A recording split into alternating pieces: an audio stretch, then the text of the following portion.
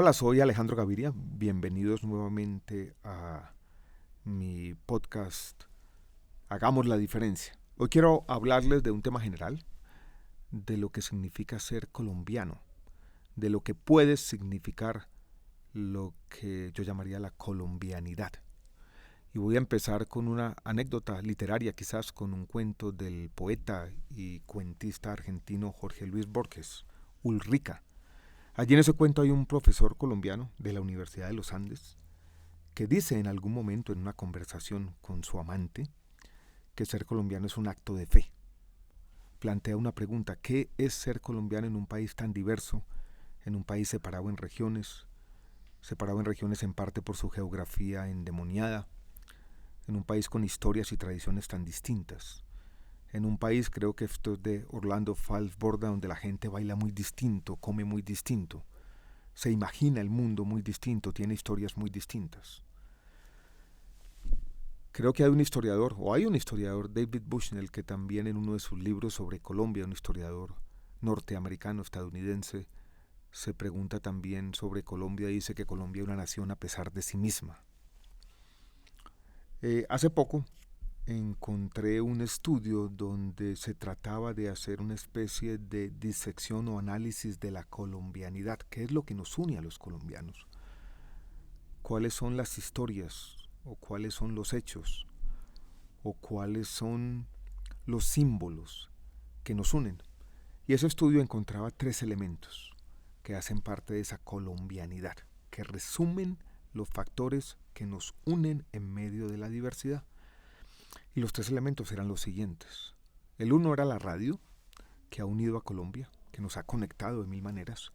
Recordarán ustedes la época de finales de los años 90 y los comienzos de la primera década de este siglo, cuando había miles de colombianos secuestrados.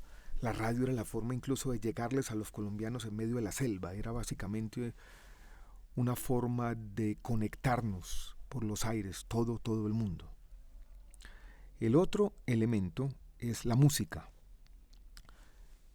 La música, y en particular yo quiero señalar la música vallenata, pero toda la música es lo que nos une como colombianos. Hay algunos de esos vallenatos. Menciono uno, Amarte más no pude, de Marciano Martínez, a quien tuve el privilegio de conocer hace poco. Es una canción que se sabe todo el mundo, o casi todo el mundo, que todo el mundo puede cantar y cantar con emoción. Y uno encuentra en el extranjero una persona cantando esa canción y sabe inmediatamente que es colombiano. Pero hay otro elemento que también nos une como colombianos y es el que quiero traer a cuento en esta conversación, en este podcast, y es el ciclismo. El ciclismo que unió nuestra geografía. Yo crecí oyendo historias épicas del ciclismo, de Ramón Hoyos, de las primeras vueltas a Colombia.